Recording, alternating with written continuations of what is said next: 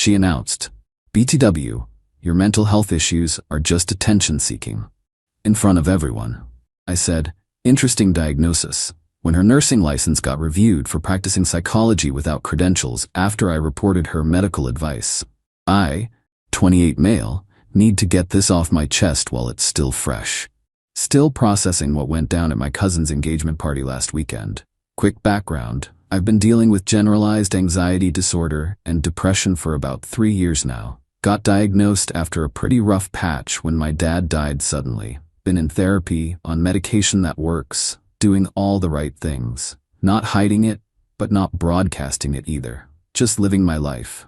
Enter Felicity, 31. My sister's best friend since college. She's a registered nurse at a local hospital, works in the cardiac unit. Always been one of those people who thinks having medical training makes them an expert on everything health-related. You know the type. Diagnoses everyone's rashes at parties, tells pregnant women what they should eat, that whole thing. So we're at this engagement party, maybe 40 people there. I'm chatting with some relatives when the topic of work stress comes up. I mention casually that I've been managing better lately with therapy helping my anxiety. Nothing dramatic, just normal conversation.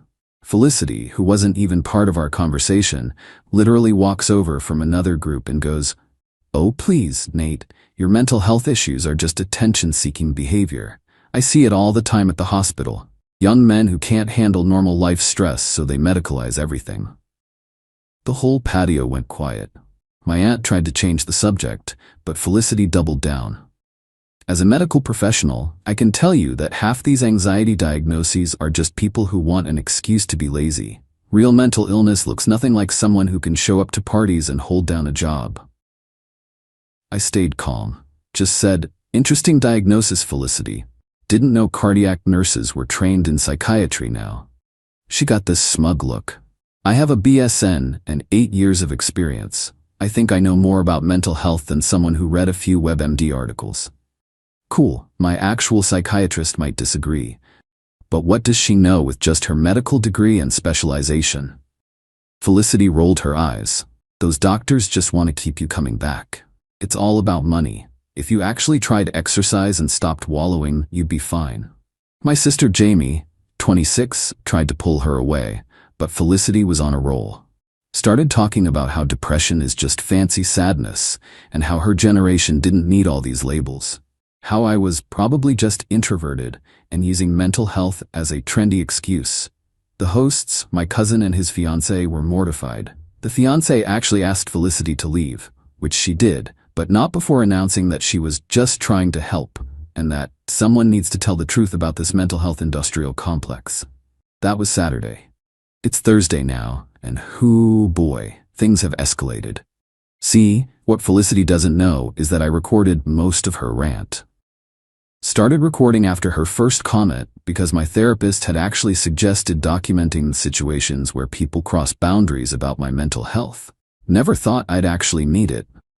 But then Felicity started texting my sister, sending her articles about mental health overdiagnosis and suggesting treatment centers that do behavioral correction instead of enabling. She sent Jamie 32 texts between Saturday night and Tuesday morning. Everything from YouTube videos of some discredited doctor to weird supplements that cure depression naturally.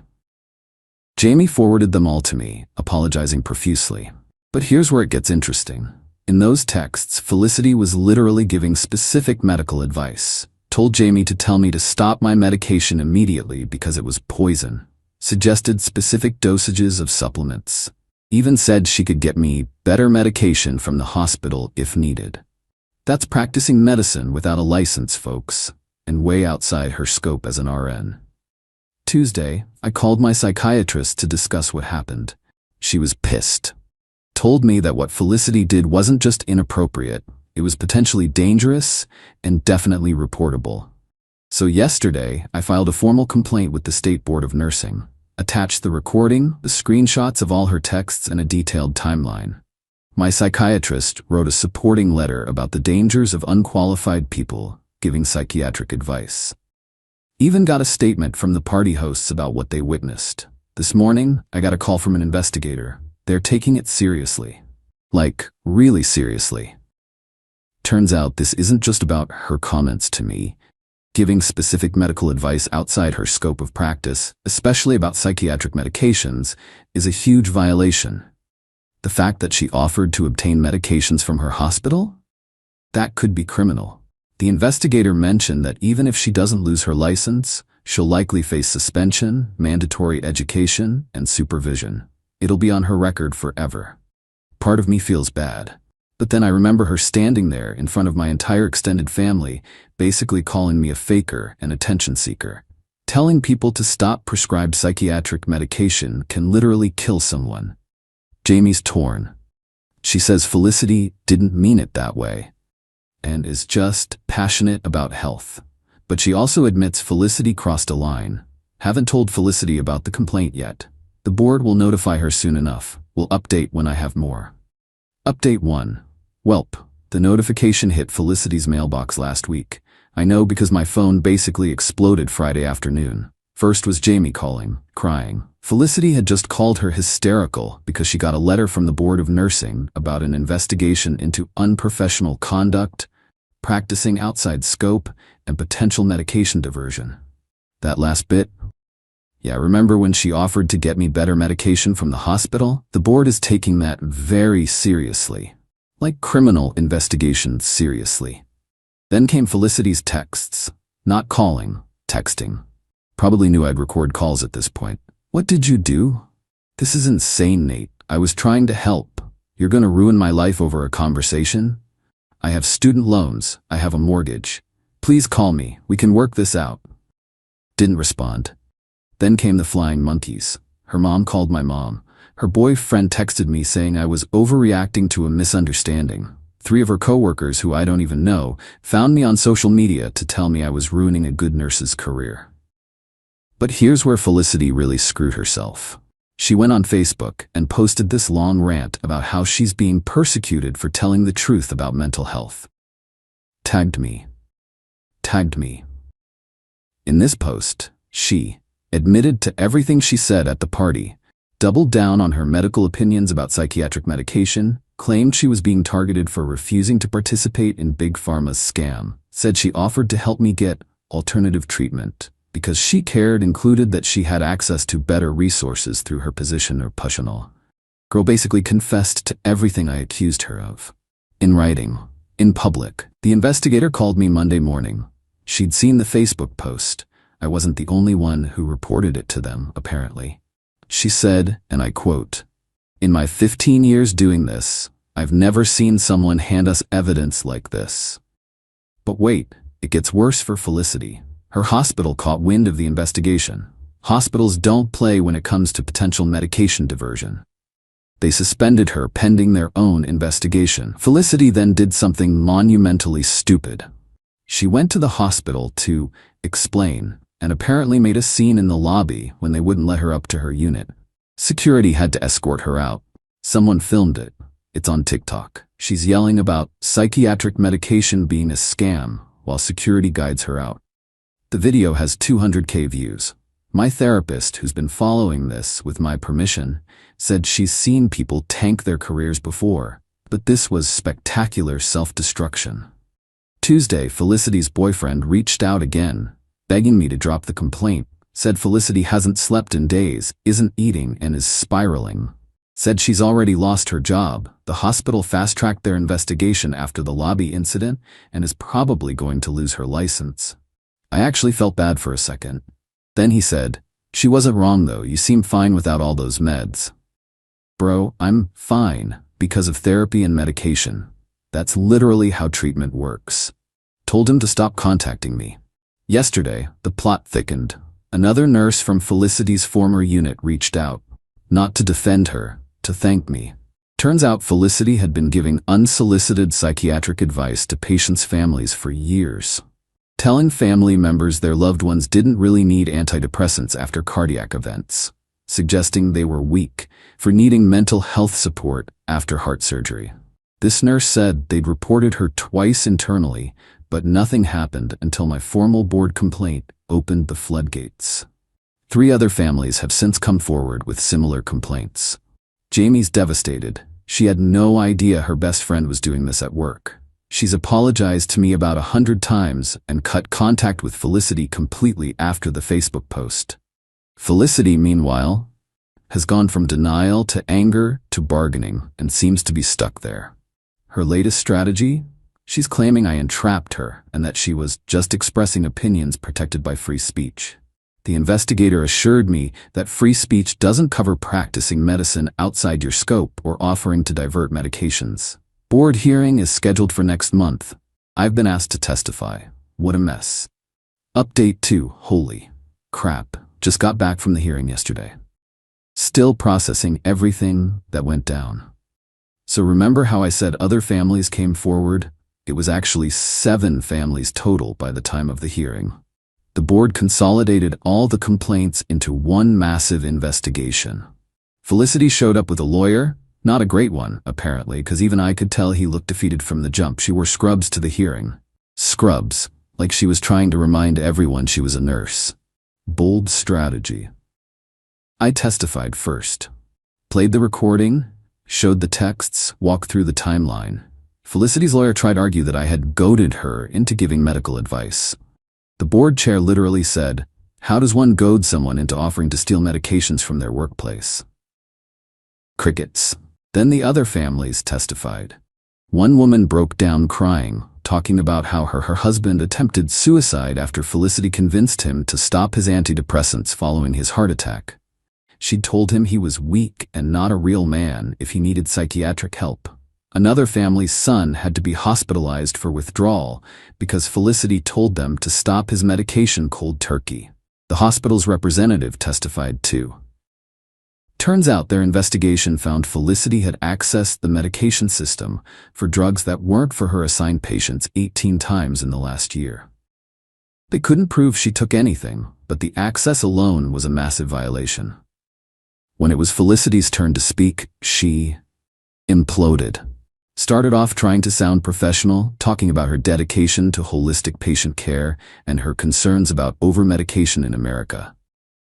But when the board started asking specific questions, she lost it. Miss Felicity's last name, did you tell Mr. Nate that psychiatric medications were poison? I was expressing my professional opinion based on my experience. Your professional opinion as a cardiac nurse about psychiatric medications? I've seen the effects. That's a yes or no question.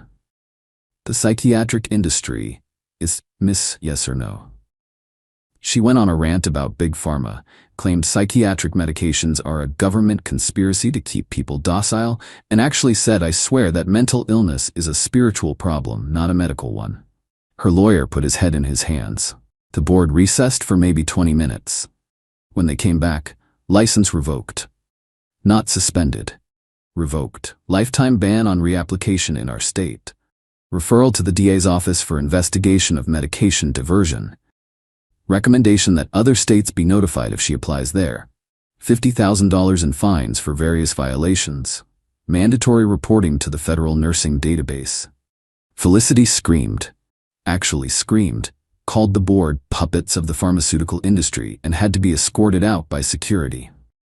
Her lawyer caught up with me in the parking lot. Not to threaten or anything, to apologize. Said he's been practicing for 20 years and has never seen someone destroy their career so thoroughly. He also mentioned she still owes him $15,000 and he doubts he'll ever see it. But here's the real kicker. Remember that TikTok video of her being escorted out of the hospital? Someone made a follow-up video about the hearing result. It went viral. 2.8 million views as of this morning. The comments are brutal. She's become a meme about when keeping it real goes wrong. Jamie texted me last night. Felicity's boyfriend dumped her, she's being evicted, can't pay rent without a job, and her family is distancing themselves from her. She's apparently been posting increasingly unhinged stuff on Facebook about starting a wellness coaching business to help people escape psychiatric oppression. The investigator called me this morning to thank me for coming forward. She mentioned that based on the evidence from this case, they're reviewing 5 years of Felicity's employment history. There might be more families affected. My psychiatrist said she's never seen such a clear-cut case of someone facing consequences for mental health stigma. She's actually using this case anonymized in a presentation about scope of practice violations. As for me, I'm exhausted but vindicated. My anxiety has actually been better since the hearing. My therapist says it's because I stood up for myself and saw it through. Felicity sent one last text yesterday. I hope you're happy. You destroyed my life because you couldn't handle the truth about your fake illness. Blocked her, but screenshot it first, just in case. Some people really never learn. Final update. Thought I was done updating, but the conclusion to this saga is too wild not to share.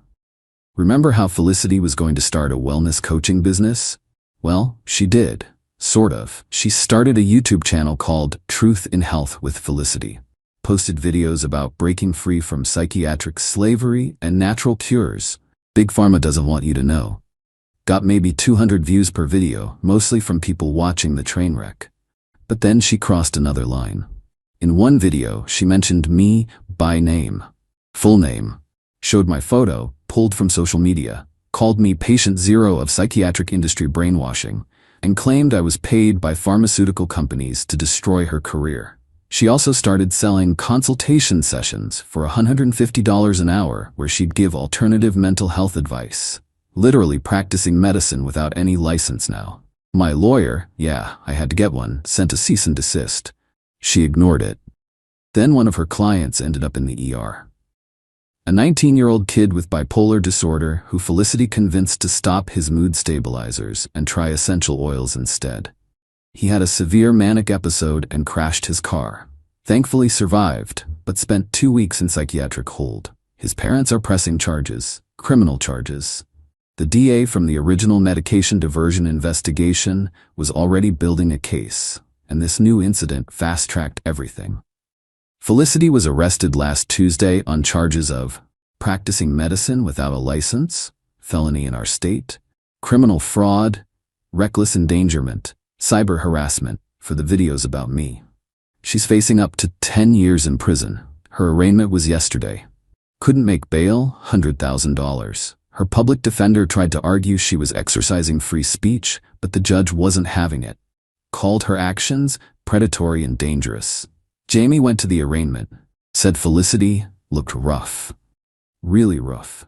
Apparently screamed at the judge that he was part of the conspiracy and had to be removed from the courtroom. The 19-year-old kid who crashed, he's suing her civilly too. His lawyer reached out to me about testifying in that case as well. But here's the weirdest part. Felicity's mom called me last week, not to yell or blame, to apologize.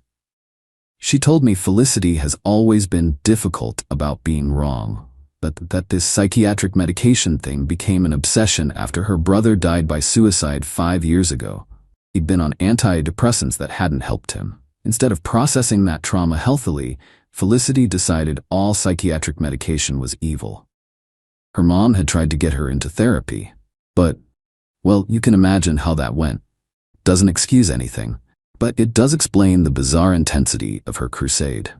The mom also told me that Felicity's nursing school is considering revoking her degree retroactively due to conduct unbecoming of the profession.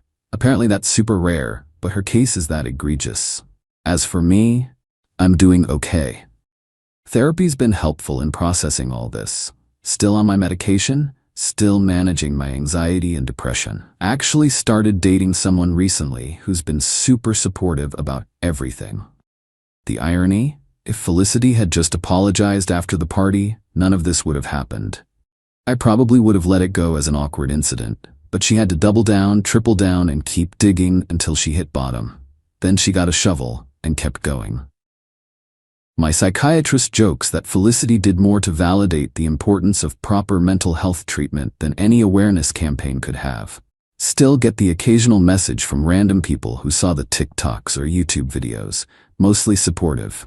A few crazies who think Felicity was right, but they're easy to block. Trials set for next year.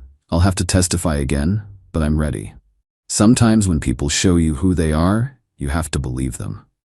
And sometimes you have to make sure everyone else sees it too.